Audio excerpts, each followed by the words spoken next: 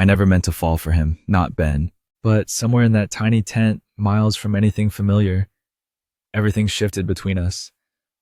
The way the firelight caught his face that night.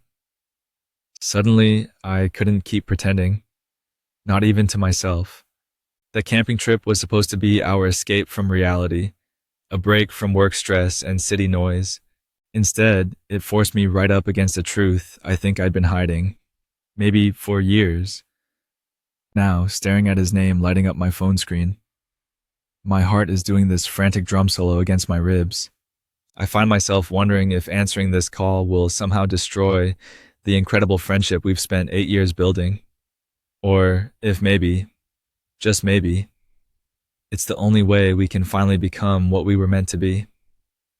The tension is so thick I can almost taste it, and my hands tremble as I try to decide what to do next.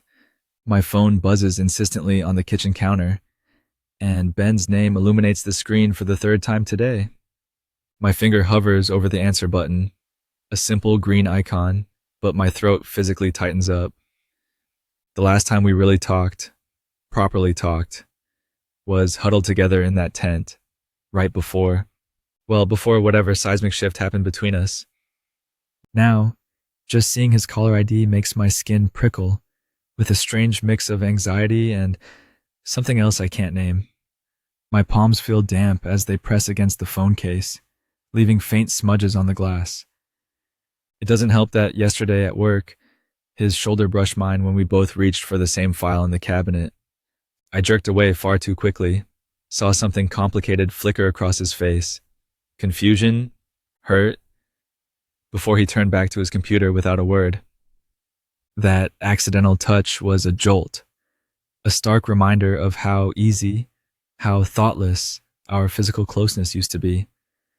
How he'd sling an arm around my neck after beers at Terry's, smelling faintly of hops and deodorant, or how we'd shove each other playfully during pickup basketball games, never thinking twice. Now every potential point of contact feels impossibly weighted, charged with unspoken meaning. The ringing finally stops, leaving a silence in the kitchen that feels unnaturally loud, amplifying the tick of the clock on the wall. Then, just as my shoulders start to relax, my screen lights up again. A text this time. It's just 2 short sentences, but they land like stones in my stomach. We need to talk. And then, a moment later, please, God, I've been replaying every single interaction, every shared glance, since we got back from the trip. That split second yesterday morning, where our hands tangled reaching for the same coffee pot, a jolt passing between us. The way his eyes seemed to flick down to my mouth for just a fraction of a second when I laughed at something Sarah said on Tuesday. It feels like there's this whole new language being spoken in the spaces between what we're actually saying now, heavy with things left unsaid, and I have no idea how to read it without completely breaking something fragile. That damn tent changed something fundamental. It's like it put a different lens on every memory I have of us over the past decade. Suddenly, I'm remembering that time sophomore year when my girlfriend dumped me and Ben, without hesitation, skipped his crucial econ final just to drive me 3 hours to the beach. He didn't say much, just handed me one of those strawberry granola bars he always had and turned up the radio loud. Or the weekend he was delirious with the flu, and I crashed on his dorm room floor just so I could bring him Gatorade every couple of hours. Were those moments, those acts of profound care, ever just friendship? The question haunts me now. When we pass each other in the office hallway these days, there's this charged, almost crackling silence. I catch him staring sometimes. I know I do. But he looks away the instant I notice. He texts me less frequently, but when he does, the messages feel oddly deliberate, almost edited, like he's weighing every word. Yesterday, he sent a meme, one that 2 months ago we would have instantly riffed on for 10 minutes straight, and I actually agonized for 20 minutes over whether replying with a heart emoji was too much or if a thumbs up felt too cold. Part of me, a desperate, cowardly part, just wants to rewind. To pretend the tent, the rain, the silence never happened. To somehow slot back into the comfortable groove of how we always were. But I can't unsee the way his eyelashes cast long shadows on his cheeks in the flickering firelight. I can't forget the exact pressure of his fingertip when he gently touched my wrist to get my attention down by the lake. My thumbs hover over the keyboard, useless. Then those 3 little dots appear. He's typing again. My pulse starts thrumming in my ears. Whatever he sends next could genuinely keep me up all night, analyzing every nuance, every potential subtext. Ben knows me better than anyone on this planet. If anyone can tell I've been lying, not just to him but to myself for years, it's him. The 3 dots disappear, then reappear, torturing me. My palms feel practically glued to the cool kitchen counter. Across 8 years of friendship, we've fought passionately about pizza toppings, baseball teams, and the eternal debate over whether Die Hard counts as a Christmas movie, but never about anything that truly mattered.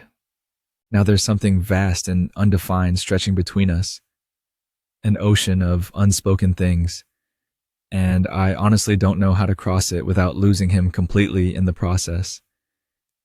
It's almost dizzying, trying to pinpoint when things might have subtly shifted, because for so long, us, Ben and Alex, just felt like this solid, unshakable constant in my life.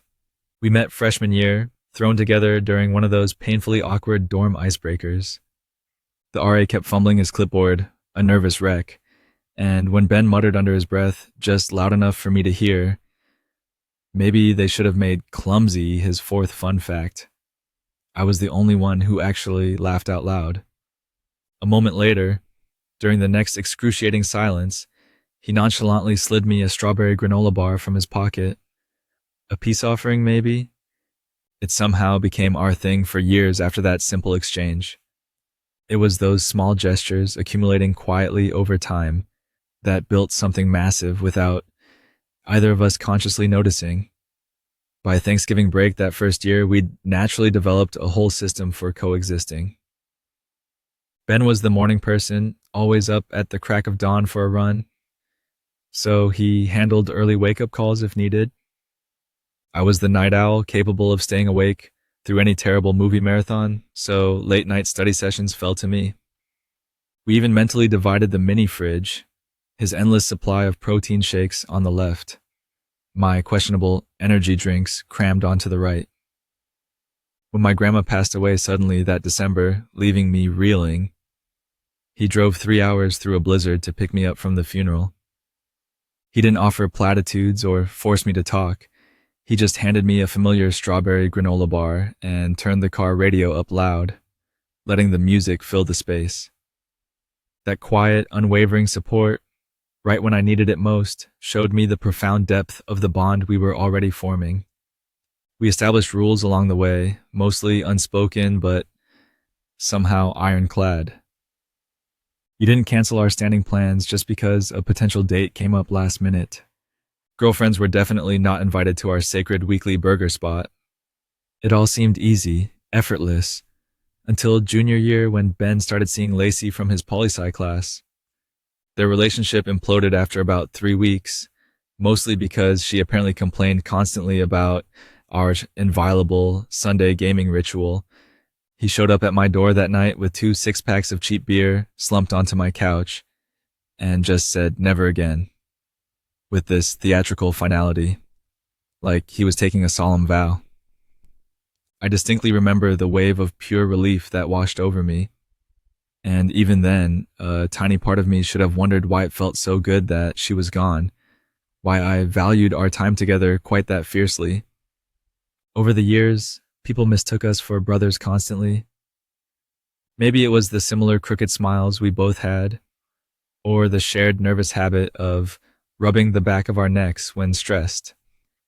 We developed our own shorthand, a whole silent language. A quick raised eyebrow across a crowded room could mean anything from, "This guy is completely full of it," to, "Let's make an escape plan in exactly 5 minutes." At our college graduation, his mom insisted on taking a picture of us, arms slung, heavy over each other's shoulders, both squinting stupidly against the bright sunlight.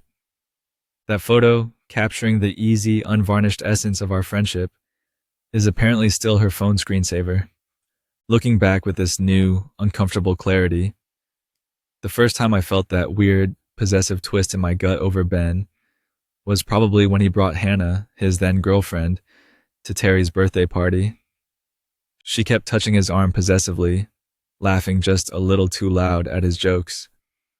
I managed to convince myself it was just platonic protectiveness when I later suggested to him that she seemed kind of fake. But later that night, finding myself mentally cataloging every single interaction between them, every shared glance, I ended up texting him some dumb excuse about needing my old psych notes for a paper. Predictably, he showed up at my apartment at 1 a.m., no questions asked, notes in hand. It was after he left, sitting alone in the quiet, that I had the first real inkling that maybe, just maybe, my feelings were far more complicated than simple friendship allowed. The signs, it seems now, were everywhere, screaming silently all along. How I always unconsciously saved the seat to my left for him, even in giant lecture halls where it didn't matter. The way I'd automatically order his coffee whenever I grabbed mine, black, 2 sugars, a constant in a changing world. We built entire routines, entire lives, practically intertwined around each other without ever needing to discuss it. Perhaps we've been orbiting something else entirely all along, just waiting for the right conditions, the right storm, to finally see it. We deliberately picked the most remote campsite marked on the battered park map. Absolutely no cell service guaranteed. No other hikers likely for miles, just thick woods, a winding creek, and a rough trail that eventually seemed to disappear into the dense wilderness itself. As I packed, I automatically threw an extra pair of thick wool socks into my already full backpack, because Ben, bless his heart, always forgets his. Sure enough, he showed up at my apartment an hour later with 2 backpacks slung over his shoulders, one looking suspiciously lighter than the other. "Forgot to do laundry," he announced, with that slightly sheepish grin that usually managed to get him out of trouble. I just rolled my eyes, already knowing I'd be lending him half my clean clothes by the second day, same as always. The drive up north was filled with the comfortable rituals of our friendship. Windows down, classic rock blaring from the speakers, both of us singing horribly off-key. Ben drummed his fingers restlessly on the steering wheel, his knee bouncing in perfect time with the music, a familiar kinetic energy radiating from him. We stopped at a dusty gas station halfway there for questionable snacks, and he deliberately bought those truly terrible, plastic-tasting beef jerky sticks he knows I despise, purely, I suspect, to annoy me. Naturally, I stole one anyway when he wasn't looking. As we climbed higher into the mountains, the trees thickened around us, closing in, and the air grew rich and cool with the unmistakable scent of pine needles and damp earth. Setting up the actual camp took significantly longer than we'd anticipated. Ben, true to form, kept getting easily distracted, pointing out different bird calls echoing through the trees, wandering off to examine interesting-looking mushrooms growing on a fallen log.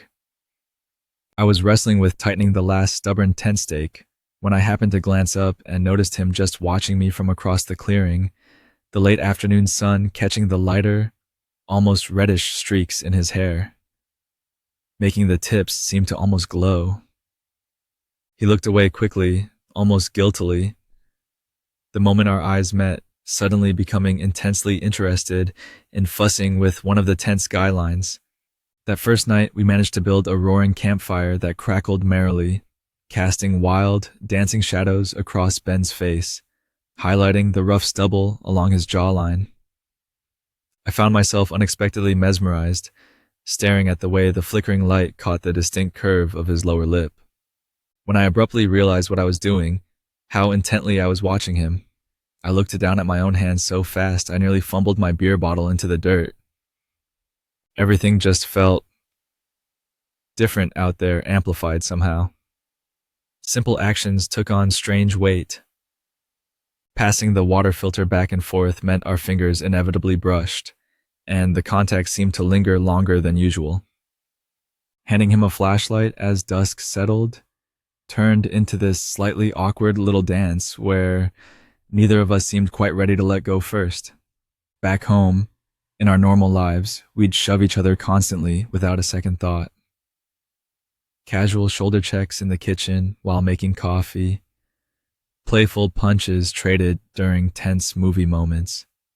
But here, surrounded by the immense quiet of the woods, every accidental touch sent a weird, unexpected jolt through me, a confusing mix of deep familiarity and sudden sharp awareness. The next morning, we decided to hike up to a scenic lookout point marked on the map.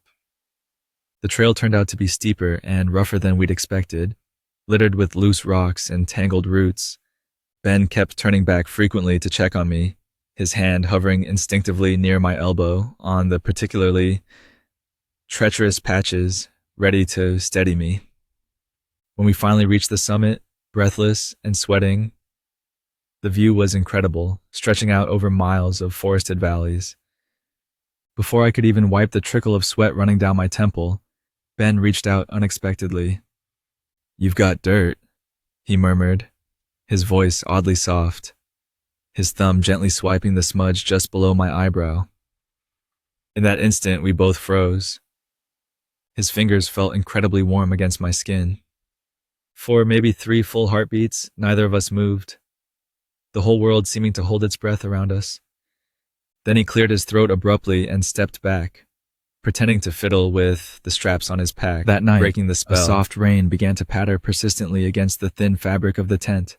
We sat cross-legged facing each other inside, our knees almost touching in the confined space, playing a desultory game of cards by the dim glow of the battery-powered lantern. Ben, as usual, kept trying to cheat outrageously, palming extra cards when he thought I wasn't looking, accidentally knocking the deck over whenever he was clearly losing. I called him out on it, laughing, and he responded with that full-body laugh of his, the one that always managed to make me join in, even when I was pretending to be annoyed. The sound of it filled the small, intimate space between us, warm and familiar. Later, lying zipped into my sleeping bag, listening to the steady, rhythmic sound of Ben's breathing beside me in the darkness, it finally hit me. Not as a gradual dawning, but like a physical blow.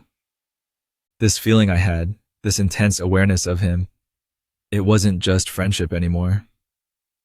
The realization settled deep in my chest, something solid and undeniable. I turned my head carefully on my makeshift pillow to look at his profile silhouetted in the dim ambient light filtering through the tent wall. The familiar slope of his nose, the way his long lashes fanned out against his cheeks. My stomach executed a slow, terrifying flip. I was in way over my head. The gentle patter escalated without warning. 1 minute, we were half-heartedly roasting marshmallows over the dwindling fire. The next, the sky simply cracked open, unleashing a sudden, violent downpour. We scrambled frantically, yelping as fat, cold drops smacked our faces, wrestling to secure the rainfly over the tent as the wind picked up, whipping the thin nylon fabric sideways. Ben cursed loudly as one of the lines slipped from his grasp. We fumbled together in the near darkness, our hands slipping on the slick, wet material, until finally, somehow, the precarious shelter held against the onslaught. Inside, the air immediately filled with the heavy smell of damp fabric and wet earth. Our sleeping bags, which we'd carelessly left too close to the zippered door, were already speckled dark with raindrops. The temperature dropped noticeably fast with the rain. Ben rummaged in his pack and dug out his extra hoodie. The old gray one with the permanently stretched out cuffs that I'd probably stolen and worn a dozen times back home, and tossed it over to me. "You're shivering," he said, his voice sounding slightly strained over the drumming rain. I wasn't, not really, not yet anyway, but I gratefully pulled it on over my t-shirt. The familiar, comforting scent of his deodorant, Something woodsy and clean lingered faintly in the worn fabric. Water began to seep in slowly along one corner seam of the tent floor, forcing us to quickly shift all our gear towards the center. The already small space felt even smaller now, more confining, the tent walls seeming to bow inward ominously with each powerful gust of wind. We ended up sharing the last remaining dry blanket between us, since Ben's own sleeping bag had gotten soaked during our chaotic scramble outside. He sat shoulder to shoulder with me, his thigh pressed warm and solid against mine beneath the thin wool fabric. "Well, this is thoroughly miserable," he remarked, but somehow he was grinning when he said it, a flash of white teeth in the lantern light. His dark hair curled damply at the ends where the rain had caught it. I could feel the warmth of his breath against the side of my neck when he turned his head slightly to say something about the weather forecast being spectacularly wrong. The words seemed to die in his throat, however, when our eyes met in the dim, flickering light. Suddenly, even the simplest actions felt charged with significance. Passing the shared water bottle back and forth became a miniature event. His fingers seemed to linger for just a second too long against mine when I handed it back. When we both reached to adjust the swinging lantern hanging between us, our wrists brushed. Normally, I wouldn't have registered such a fleeting contact. Now each accidental touch sparked something low and electric in my stomach. Ben kept clearing his throat intermittently, that little nervous habit he has right before he's about to ask a difficult question or broach an awkward topic, but he didn't actually say anything. Outside, the rain battered relentlessly against the tent in furious waves. Every so often, a stray drip would find its way through the stressed seam directly above us, landing with a quiet, insistent plink on the makeshift tarp covering our piled gear. The damp chill in the air seemed to deepen as the night wore on. Ben nudged my knee gently with his. "Scoot closer," he said, his voice quiet, lifting the edge of the shared blanket in a clear invitation. I shifted carefully until we were pressed together from hip to hip, the comforting length of our sides radiating warmth through the thin layers of fabric separating us. This felt different. Not unpleasant, not at all, but definitely charged, humming with an unspoken tension. At some point, I became aware that we'd both stopped pretending to scroll through our phones, which had probably died hours ago anyway due to the lack of service. The lantern flickered erratically now, casting long, distorted shadows across Ben's face. He was looking at me, I realized, with an expression I couldn't quite decipher, something complex, a mixture of apprehension and that intensely focused look he got when he was trying to solve a particularly difficult problem or figure something out. The air between us felt thick, heavy, almost difficult to breathe. My own pulse thumped noticeably, insistently in my throat. A particularly strong gust of wind shook the entire tent violently, making us both startle.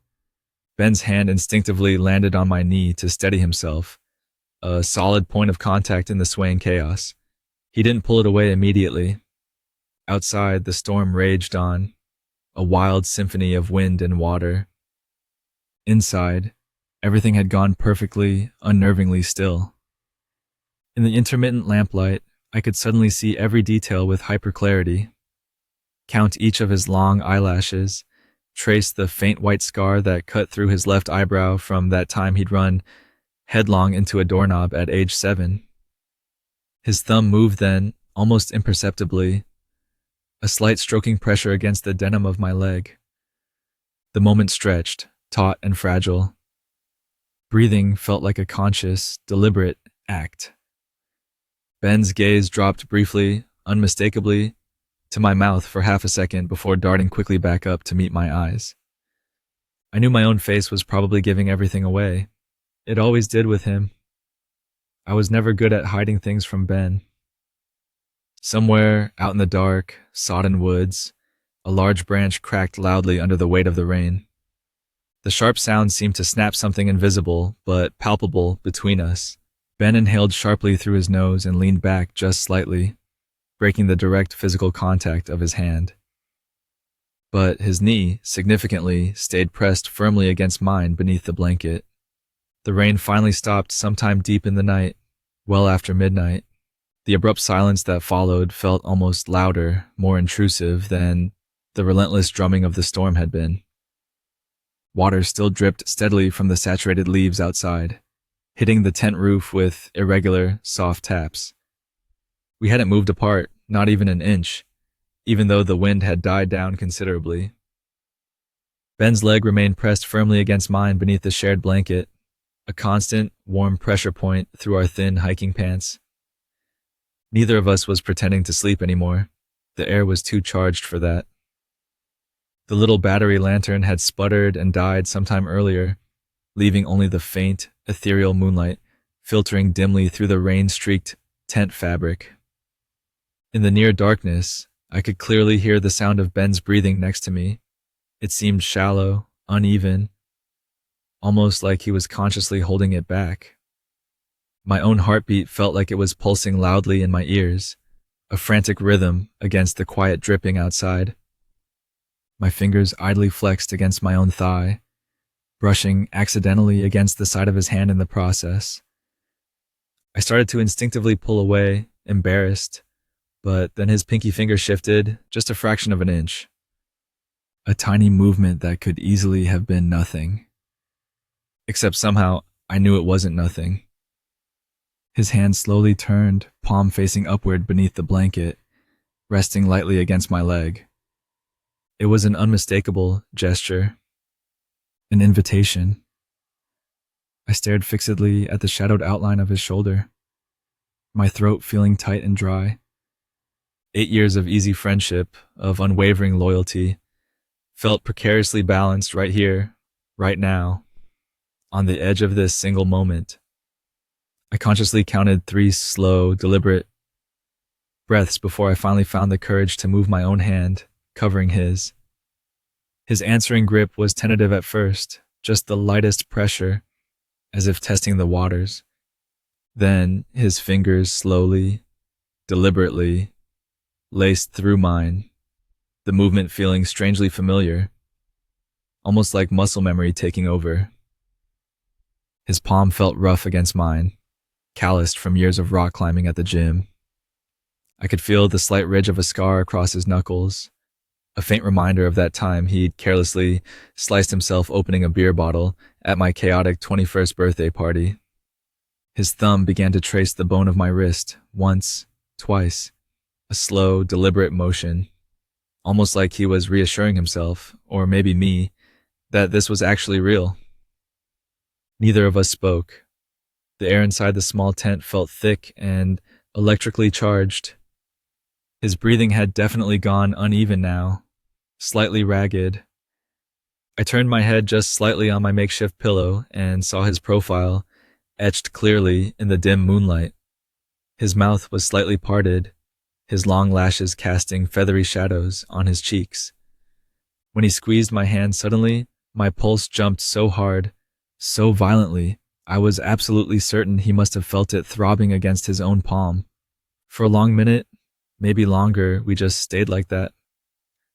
Our hands tightly tangled together, our legs still pressed firmly side by side. The quiet between us wasn't the comfortable, easy silence we'd always shared so effortlessly. This silence was taut, expectant, waiting. Somewhere in the distant, dark woods, an owl hooted softly. Ben finally exhaled heavily through his nose, a long, slow breath, like he'd been holding it in for ages. Then, very slowly, deliberately giving me ample time to pull away if I wanted to, he began to turn his body toward me. His knee bumped gently against mine as he shifted his weight on the sleeping bag.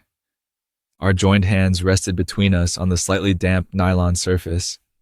Moonlight caught the rough stubble along his jawline, the sharp ridge of his collarbone visible where the neck of his t-shirt had slipped sideways.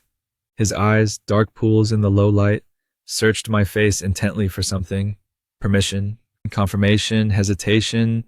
Whatever he saw there, whatever my expression revealed, seemed to make his fingers tighten instinctively around mine. The moment stretched out, seemingly infinitely, His gaze dropped, lingering this time, to my mouth. My stomach executed a sickening swoop, a mixture of terror and exhilaration. I felt hyper-aware of absolutely everything. The slightly scratchy feel of his thumb moving against my skin, the faint, clean cedar scent of his shampoo still clinging to his hair, the noticeable way his chest rose and fell slightly faster than usual. All those years of shared history, of inside jokes and unspoken understanding felt compressed, hanging suspended in this single, breathless silence. He leaned in closer, just an inch at first. A silent question. My free hand somehow found the sleeve of his hoodie, twisting unconsciously into the soft, worn fabric, needing an anchor. My pulse was hammering against his palm now, where our fingers were still tightly tangled.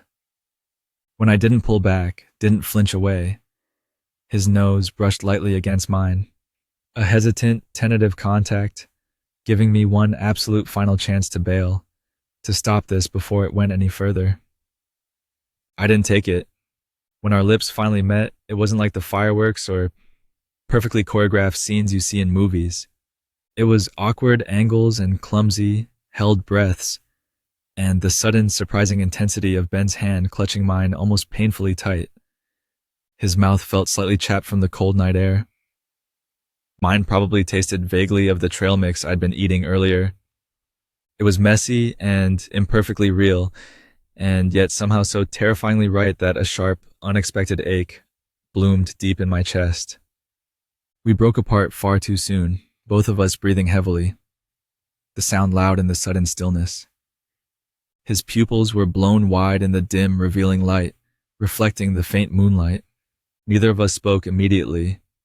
There were simply no words, no language adequate for what had just happened, for the monumental way this single kiss had irrevocably changed everything between us. His grip on my hand loosened slightly then, the painful pressure easing, but significantly, he didn't let go. I woke abruptly sometime later with the unfamiliar weight of Ben's arm draped heavy across my chest, his steady breath warm and rhythmic against the back of my neck. My eyes flew open instantly. Pale gold morning light was filtering softly through the thin tent fabric, bathing everything inside in a deceptively peaceful glow. I didn't move a muscle, didn't even breathe properly for a long moment, terrified of disturbing him, terrified of facing whatever came next.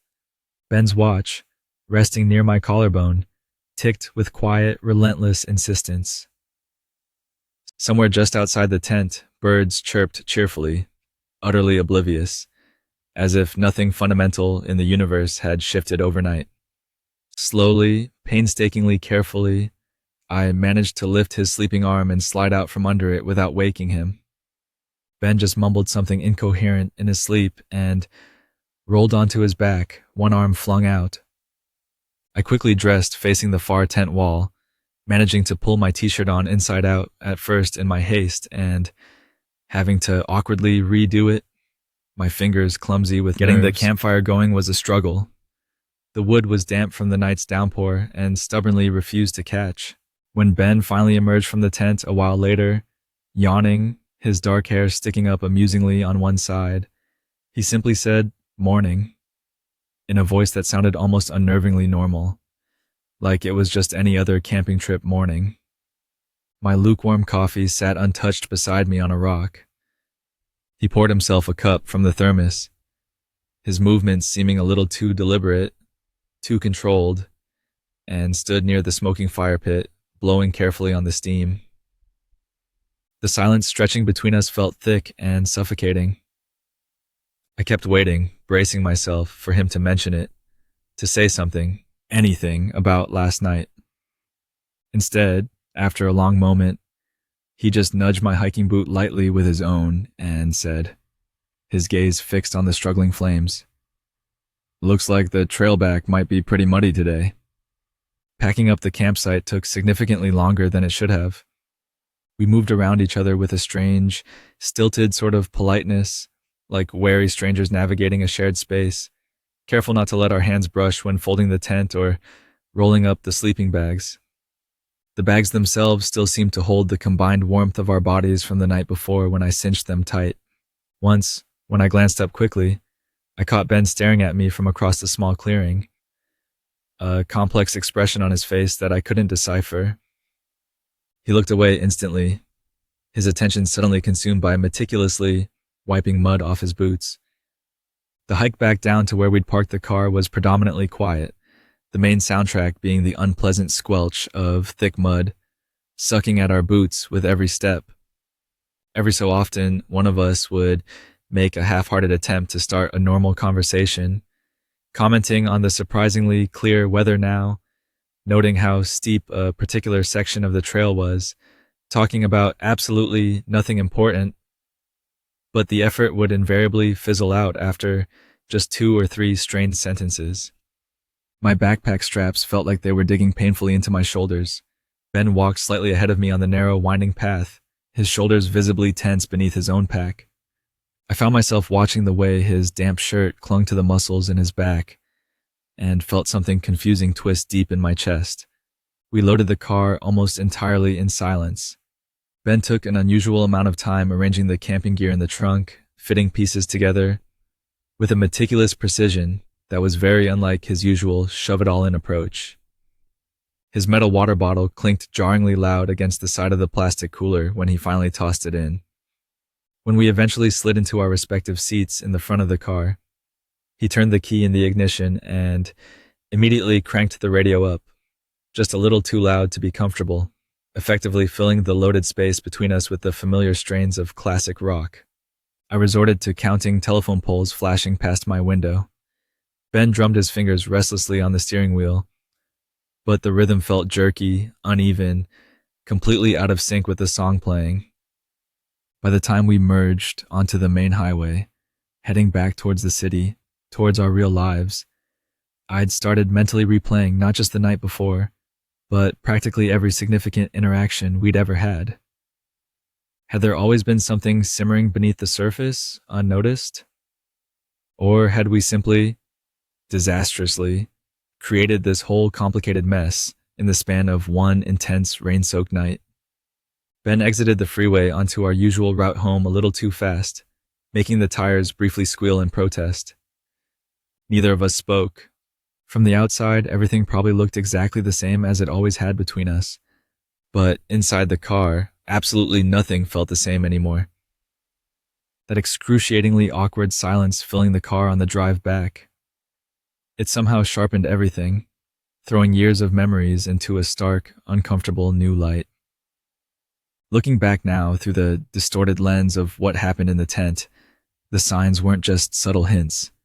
They feel more like massive, flashing billboards I'd somehow managed to drive right past every single day without noticing. Things like Ben always, without fail, leaving the last slice of pizza for me, even on nights when I knew he was starving after climbing practice, or how he knew my complicated coffee order by heart practically before I'd even memorized it myself. Large iced caramel latte, extra shot, light ice, and would frequently show up at my apartment door with one during finals week when I was pulling miserable all-nighters studying. All those small, thoughtful gestures I'd easily brushed off at the time as just Ben being Ben, just part of our incredibly close best friend dynamic, started taking on entirely new, heavier meanings. He had certain habits, little physical quirks, that really should have tipped me off sooner if I hadn't been so willfully blind. Like the way he'd absently, unconsciously play with the drawstring cords of my hoodie whenever we sat side by side on the couch watching a movie, tugging them loose just to meticulously tie them back into perfect bows again. Or the way his hugs always seemed to last just a beat longer than strictly necessary, especially after one of us had been away on vacation, like he was genuinely making up for lost time.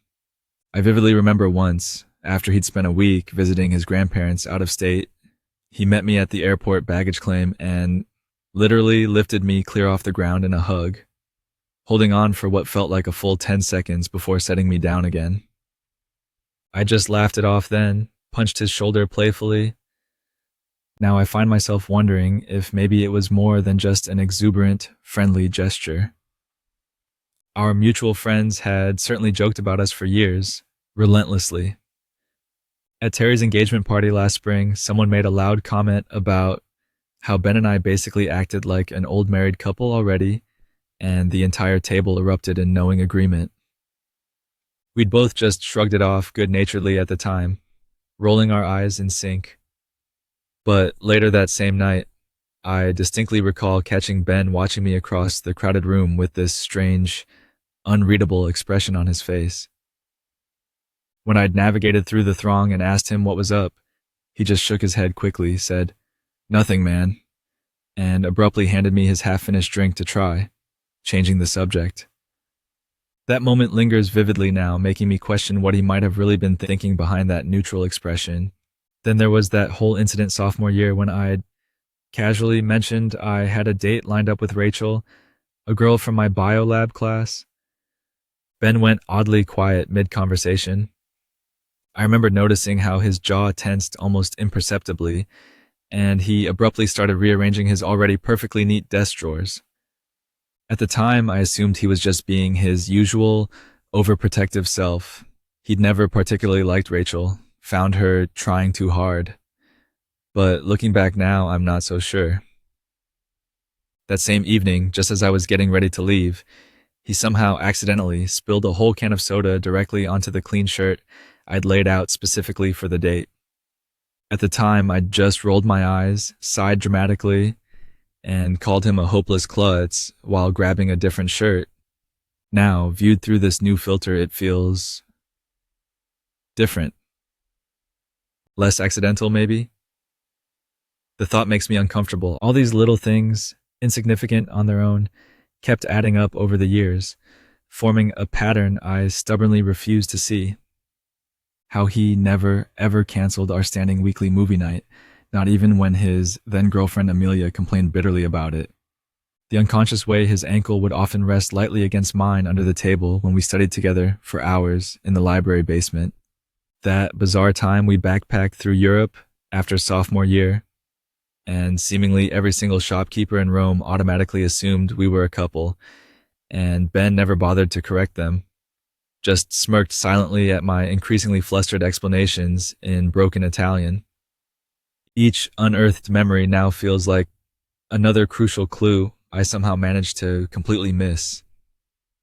I'm left questioning everything I thought I knew about our friendship, about him, about myself. Were we always, inevitably, heading toward that charge moment in the tent? Were there countless other almost moments, other near kisses or loaded glances that I simply missed because I wasn't looking for them, because the possibility wasn't even on my radar? Perhaps the hardest part isn't just wondering if Ben feels the same way. His text message seems to suggest he might. It's grappling with the unsettling possibility of how long he might have felt this way, while I remained completely, embarrassingly oblivious. The terrifying thing is, Ben is woven into the very fabric of my life. He's the person who anticipates my usual order at the greasy spoon diner before I even open my mouth. He's the one who literally held my hair back that disastrous night in Vegas when some questionable gas station sushi had me hunched miserably over a fancy hotel toilet at 3 a.m.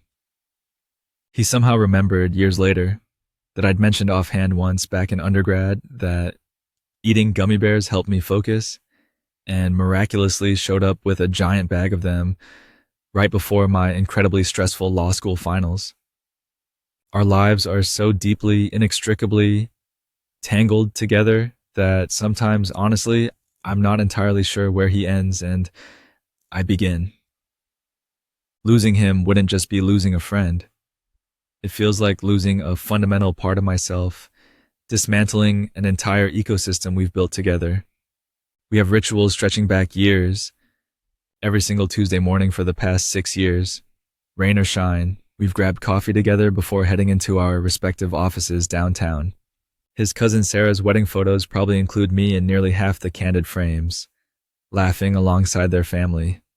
Last Christmas, his mom casually presented me with a pair of hand-knit wool socks without even needing to ask my shoe size. She just knew it already. Our shared history has generated its own private language, built on countless inside jokes and shorthand references. Just last month, we were out for dinner, and when a clumsy waiter accidentally spilled water all over me, Ben just leaned over and muttered Vegas rules under his breath, and I had to physically bite my tongue to keep from dissolving into laughter right there at the table. All these tiny, seemingly insignificant moments have collectively built something far bigger, far more complex than just friendship, perhaps without either of us fully realizing it until now. So now, I lie awake at night, staring at the ceiling, my mind relentlessly playing out all the horrifying ways this could spectacularly implode. If I finally gather the courage to say something definitive, and it turns out he doesn't feel the same way, or that the tent was just a weird, isolated incident for him, then our easy friendship inevitably becomes strained, awkward, maybe even impossible to salvage.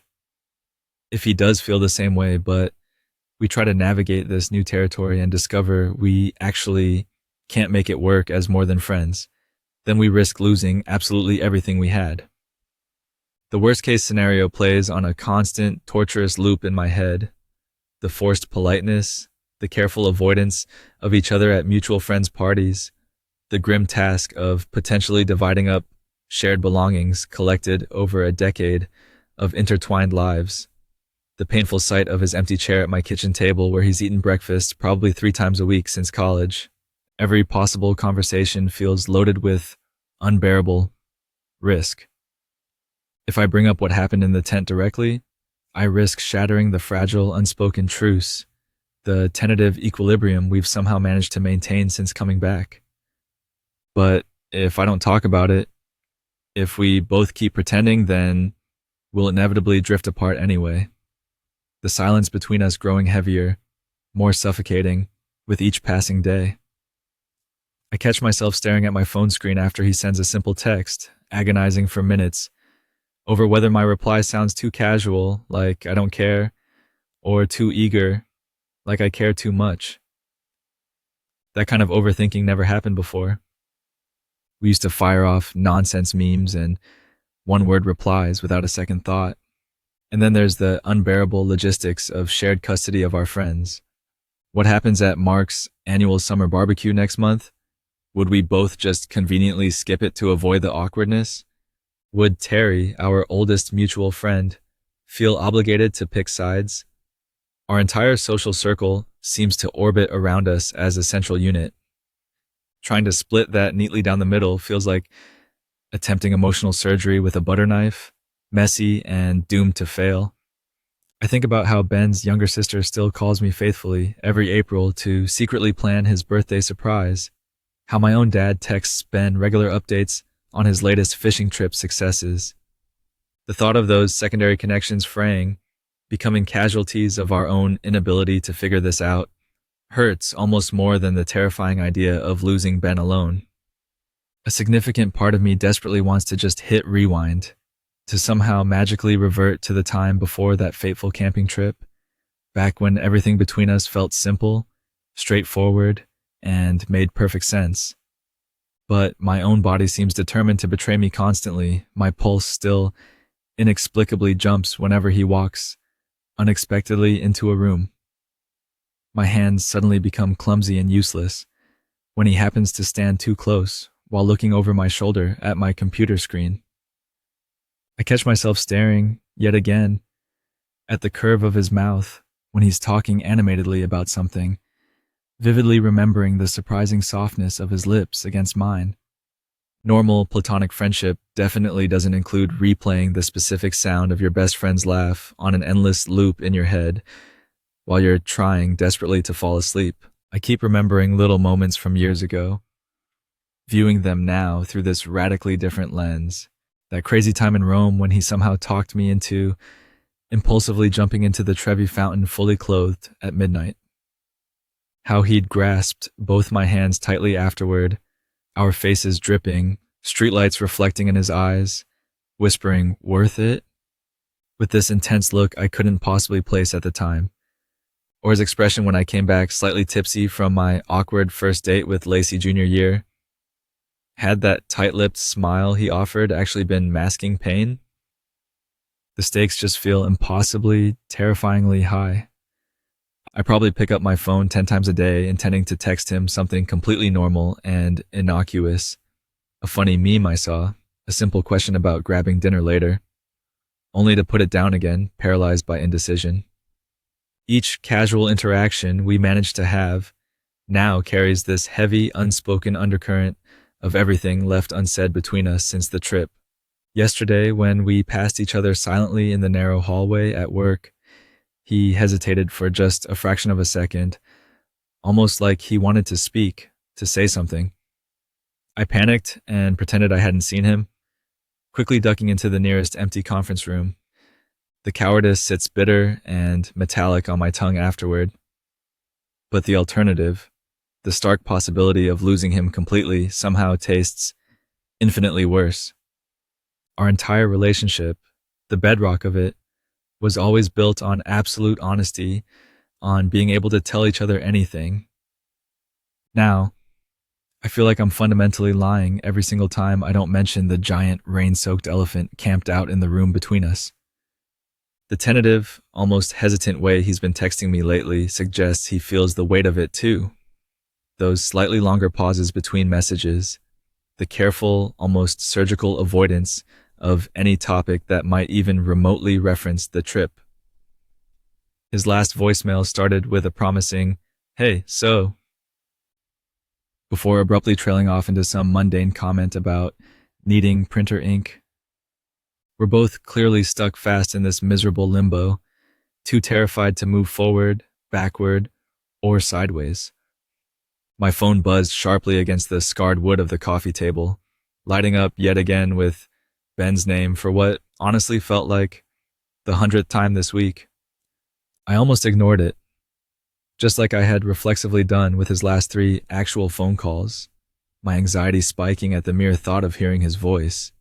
But then, just as the screen started to dim, I caught the preview text displayed beneath his name. It was only 4 short words, but they landed with the force of a physical blow, knocking the air right out of my lungs. I felt it too. The room seemed to actually tilt sideways for a second. My fingers went suddenly numb around the phone, and it slipped from my grasp, landing with a soft thud onto the couch cushions. I had to pick it back up and read the message twice, maybe 3 times, just to be entirely certain my sleep-deprived brain wasn't hallucinating. For a full, silent minute, I just sat there staring dumbly at those 4 words on the small screen. My pulse was pounding frantically in my ears, so loud that I barely registered the sound of the neighbor's annoying little dog yapping incessantly outside my window. The screen dimmed again, then went completely black. I jabbed at it frantically with a shaky finger to bring the message back into view. Still there, still undeniably real. My thumb hovered tentatively over the keyboard area, but my brain felt like it had completely short-circuited. What do you even say to something like that? Cool, same here? Yeah, about that night. Every potential response felt hopelessly inadequate, ridiculously trivial. I started typing "I know" first, then immediately deleted it. Sounded way too casual, almost dismissive. My next attempt was, "We should probably talk about this." That felt too formal, too stiff, almost like wording a breakup text. The backspace button definitely got more action in those few minutes than any of the actual letter keys. My hands were sweating so much now that the phone's touchscreen kept misreading my frantic taps.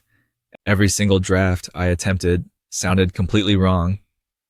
Either too desperately eager, too unnervingly cold, or too much like I hadn't spent literally every waking moment, and most sleeping ones, of the last 2 weeks replaying that night in the tent on an endless, obsessive loop. Then a different thought suddenly hit me, stopping my frantic typing cold. Ben must have been sitting with this exact same crushing panic. The realization made my breath catch sharply in my throat. All those unanswered calls, the awkward silences whenever we were forced into proximity at work, the way he'd lingered uncertainly by my desk yesterday like he desperately wanted to say something but couldn't find the words.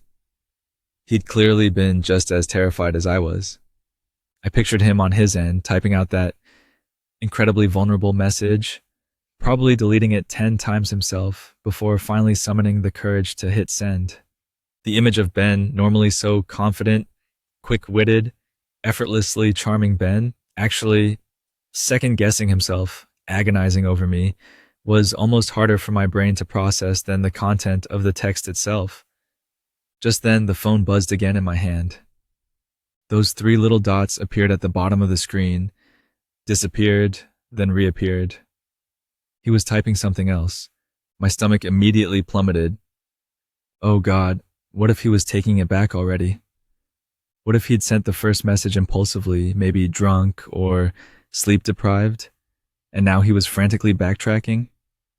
The dots vanished again. No follow-up message came through.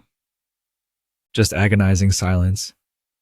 I quickly wiped my damp palms on the legs of my jeans and tried again to formulate a reply. Me too still felt frustratingly insufficient to convey the earthquake this had caused inside me. I've basically been losing my mind over this sounded dangerously unhinged. The cursor just blinked patiently at me on the empty line, mocking my indecision. Outside my apartment window, a car door slammed shut loudly down the street, making me jump. The clock on the living room wall seemed to be ticking louder than usual, marking the passage of agonizing seconds. I wondered if Ben was staring intently at his own phone screen right now, watching those same 3 blinking dots appear and disappear from my end, torturing him in exactly the same way his initial message had just completely wrecked me. Finally, after what felt like an eternity, I settled on typing just 4 simple words. Can we talk tonight?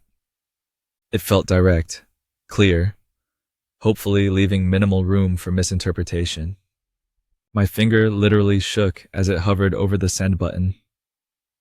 This felt like it. This was the point of no return. Once I hit send, there could be no more pretending, no more strategic avoidance maneuvers in the office kitchen, no more carefully calculated delays in text replies designed to feign casual indifference. Just the raw, terrifying truth, finally out there in the open between us. I pressed send before I could overthink it yet again and chicken out. The faint whoosh sound of the message leaving my phone actually made my ribs ache with tension. Almost immediately, those 3 little dots appeared on his end. Then stopped, then started again. I clutched the phone way too tightly in my hand, my heartbeat thudding heavily against my sternum. The wait, even though it was probably only seconds, felt absolutely excruciating. When his reply finally came through, it was startlingly brief, just 2 letters, Whyj, followed almost immediately by another short text 5 seconds later. My place at 8, I let out a breath I hadn't even realized I had been holding for what felt like the past 10 minutes. Relief washed over me, quickly followed by a fresh wave of anxiety. I managed to type back, okay, before I could allow myself to second-guess the entire exchange. Then I immediately stood up, walked numbly towards my bedroom closet, and started trying to figure out what the hell a person wears to the potentially life-altering conversation that could either save or completely destroy the single most important relationship in their entire life. Standing outside Ben's familiar apartment building later that evening, my finger hovered uncertainly near the buzzer for his unit. I must have rehearsed this impending conversation 100 times in my head throughout the day, while mechanically showering during the noisy subway ride home, while staring blankly at my computer screen pretending to work. None of the meticulously planned versions felt remotely right or adequate now that the moment was actually here. The early evening air felt pleasantly warm against my skin, but my palms were annoyingly clammy again. I quickly wiped them on the sides of my jeans, just as the heavy front door of the building swung open unexpectedly. Ben stood there in the doorway, just wearing socks on his feet, his dark hair still looking slightly damp, like he'd maybe just showered himself. "Hey," he said, his voice sounding remarkably normal. "I was just about to text you to see where you were." Despite his casual tone, I noticed his fingers were tapping out a fast, nervous rhythm against the side of his thigh. Inside, his apartment smelled faintly of the lemon cleaner he always used, mixed with a subtle hint of garlic lingering from whatever he'd made for dinner earlier. It smelled like home, but not quite.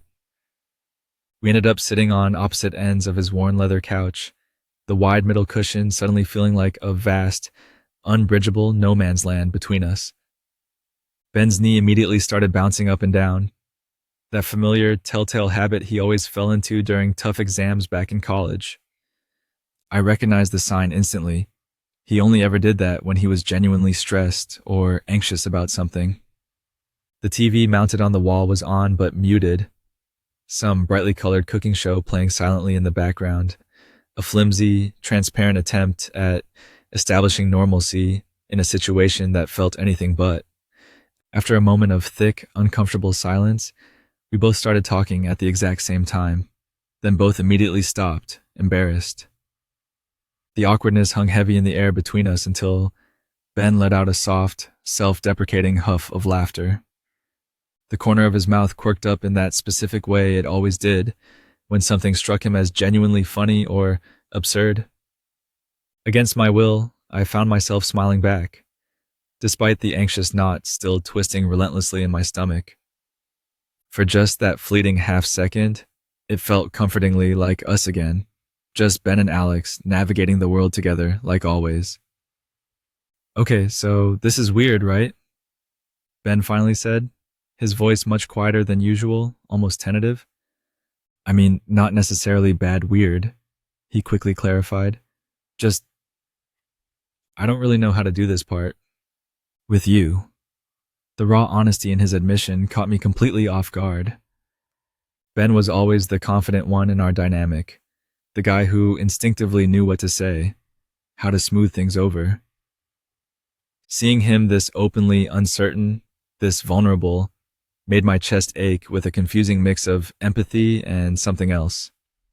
My eyes drifted around his familiar living room, taking in the comforting details, the usual chaotic pile of rock climbing gear stashed near the front door, the framed photo of us grinning like idiots at graduation, perched proudly on the bookshelf, the slightly chipped coffee mug I'd bought him last Christmas still sitting unwashed on the kitchen counter next to the sink.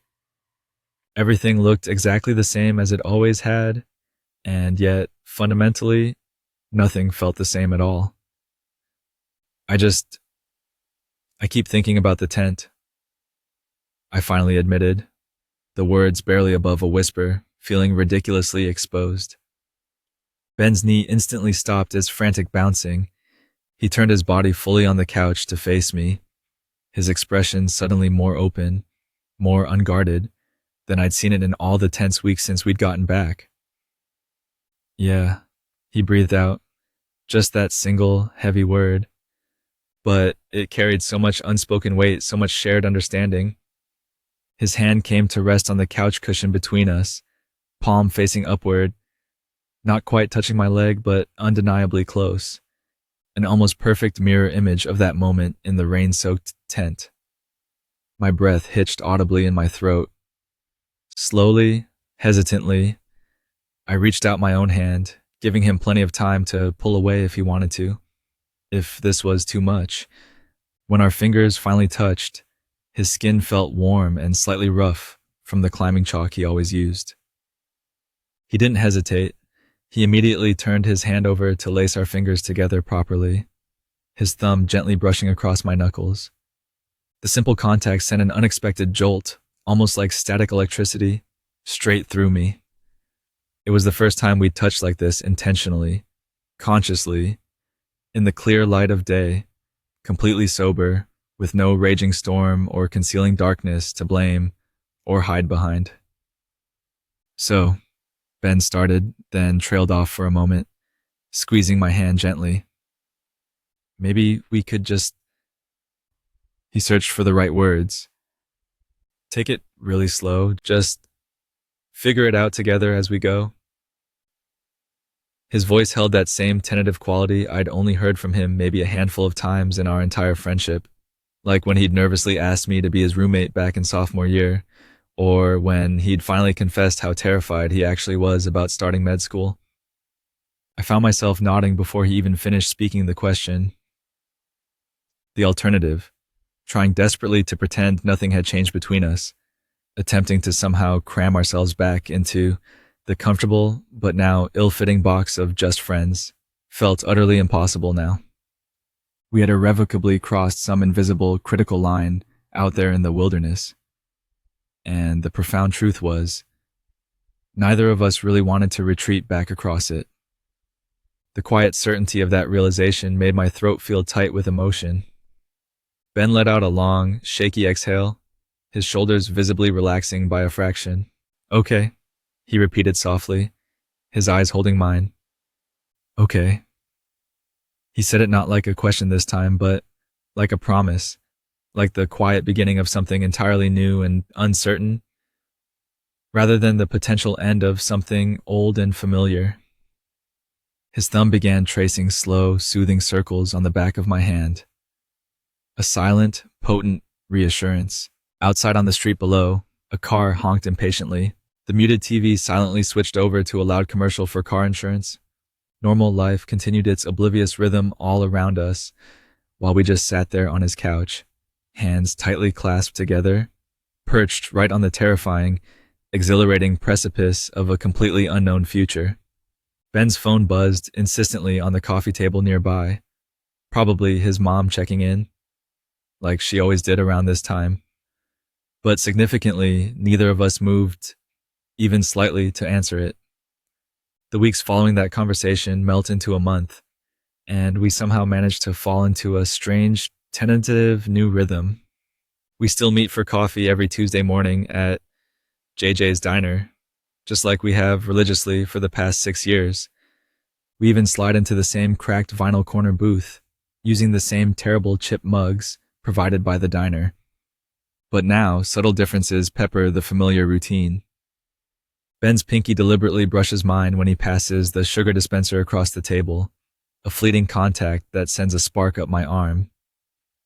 His hand sometimes finds its way to settle lightly on my knee under the table while we're deep in conversation. Last week, I felt the distinct pressure of his thumb rubbing almost absently along the inseam of my jeans while he was passionately arguing about baseball stats with the intensity of a closing lawyer. Our friends, thankfully, haven't seemed to notice anything different yet. They still make the same tired old jokes about us being practically joined at the hip, completely oblivious. If only they knew the half of it. The changes in our interactions are mostly subtle, almost imperceptible to outsiders, but feel hugely significant to me. Those standard morning check-in texts that used to just say, "You awake yet?"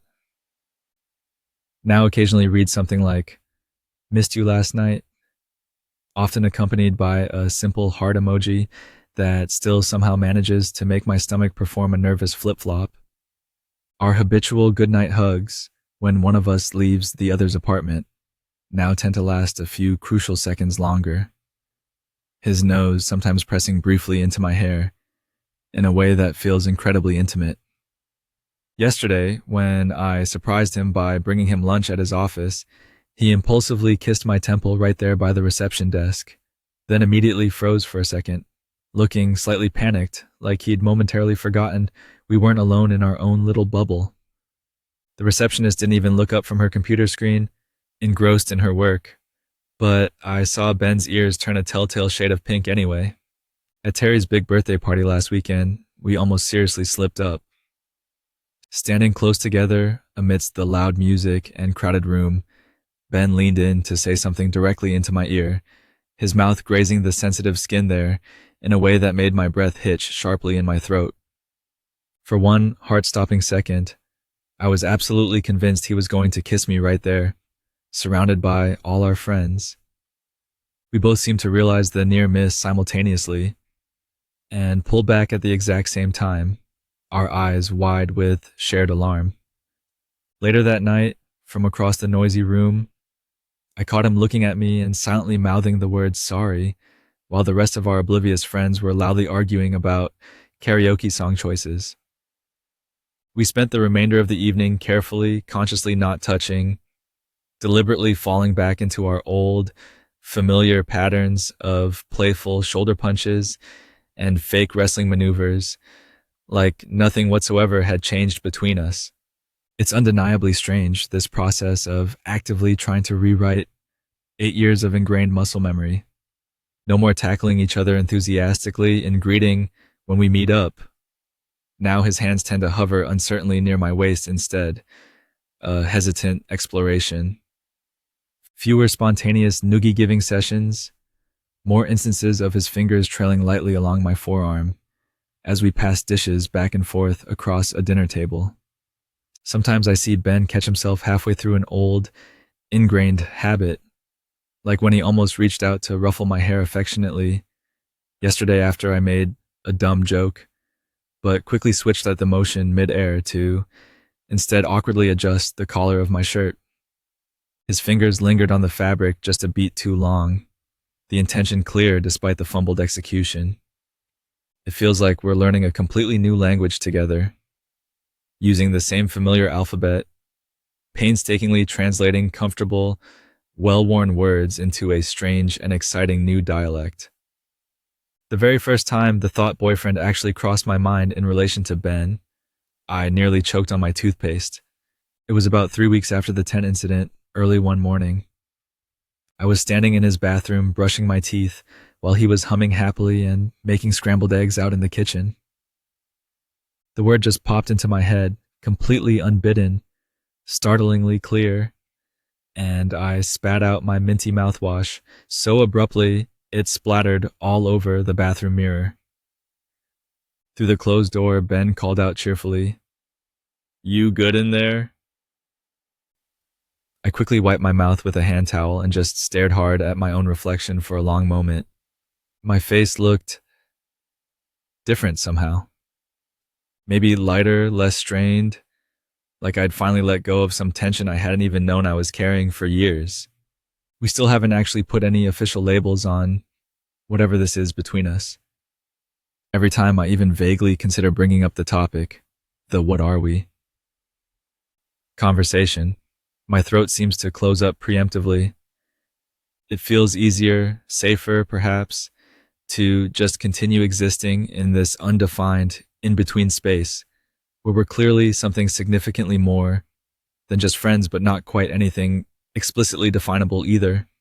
Last night, though, when Ben fell asleep peacefully on my couch with his head resting comfortably in my lap, while we were watching some terrible sci-fi movie, I allowed myself, in the quiet darkness, to gently trace the intricate shell of his ear with my fingertip and silently think the word again. Boyfriend. This time, it didn't feel quite so jarring.